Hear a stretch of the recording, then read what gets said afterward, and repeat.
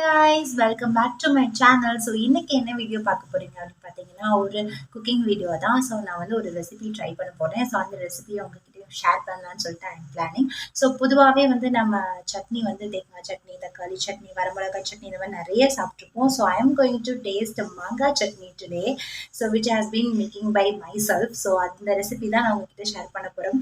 Very simple, very easy. So எப்படி make பண்ணலாம் அப்படின்றத பாருங்க. Okay, so let's get into the video. So இந்த ரெசிபிக்கு தேவையான மெயின் இன்க்ரீடியன்ட் பார்த்தீங்கன்னா மாங்காய், அதுக்கப்புறம் வந்து சின்ன வெங்காயம் கொஞ்சம் எடுத்திருக்கேன், அதுக்கப்புறம் வந்து பச்சை மிளகாய் எடுத்துக்க சொன்னாங்க. என்கிட்ட பச்சை மிளகாய் இல்லை, அதனால நான் காஞ்ச மிளகாய் 3, கொஞ்சம் பழுத்த மிளகாய் 1 எடுத்திருக்கேன். அதுக்கப்புறம் கொஞ்சோண்டு இஞ்சி, கொஞ்சோண்டு தேங்காய். இதெல்லாம் தான் தேவையான இன்க்ரீடியன்ட்.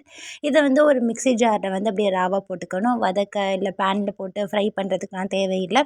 ராவா போட்டு இதை வந்து தேவையான அளவு உப்பு போட்டுட்டு இதை வந்து ஸ்டிர் பண்ணி நம்ம வந்து மிக்சிலேருந்து இப்போ எடுத்துக்க போகிறோம். ஸோ இது வந்து எனக்கு கொஞ்சம் மாங்காய் வந்து பழமாயிட்டதுனால கொஞ்சம் இனிப்பும் சேர்த்து இருந்துச்சு. நீங்கள் கொஞ்சம் ட்ரையான மாங்காய் எடுத்துக்கிட்டிங்கன்னா இதை விட டேஸ்ட்டு சூப்பராக இருக்கும். ஸோ ஃபைனலாக இப்படி தான் வந்திருக்கு. ஸோ மிக்ஸி வந்து இப்படி தான் நான் கழுவி ஊற்றுவேன். எனக்கு இந்த கை போட்டு வழுக்கிறதுலாம் பயங்கர டார்ச்சராக இருக்கும். ஸோ இப்போ வந்து மிக்ஸி எப்படி போட்டு ஒரு குலுக்கி அப்படியே ஊற்றிட்டோன்னா மூடியில் இருக்கிற எல்லாமே வந்து வந்துடும். ஸோ இப்போது தாளிப்பம் தான் நம்ம ரெடி பண்ண போகிறோம். தாளிப்பமுக்கு தேவையான விஷயம் என்னென்னு பார்த்தீங்கன்னா, ஒரு பேனில் வந்து எண்ணெய் போட்டுட்டு கடுகு, உளுந்து, அப்புறம் பட்டை மிளகா, அதுக்கப்புறம் கொஞ்சோண்டு கருவேப்பிலை. ஸோ இதெல்லாத்தையும் போட்டு நம்ம தாளிச்சுக்க போகிறோம். ஆஸ் யூஷுவல் இது வந்து ஒன்றும் பெரிய விஷயம் கிடையாது. இது என்ன பெரிய விஷயம் நீ சொல்லிட்டு இருக்க அப்படிலாம் கேட்காதீங்க. ஸோ எனக்கு வந்து இந்த சின்ன சின்ன விஷயங்கள் நான் பண்ணுறது கூட it is a biggest achievement. So இப்போ ஃபைனலாக நம்மளோட மாங்காய் சட்னி ரெடி ஆகிடுச்சு. இப்போ தோசை எடுத்துகிட்டு போய் நம்மளோட டெஸ்டிங் ராட்டிக்கிட்ட கொடுப்போம்.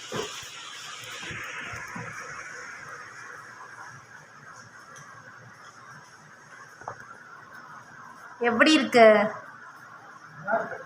நல்லா இருக்கா? அது மாங்காவோட புளிப்பு தான்.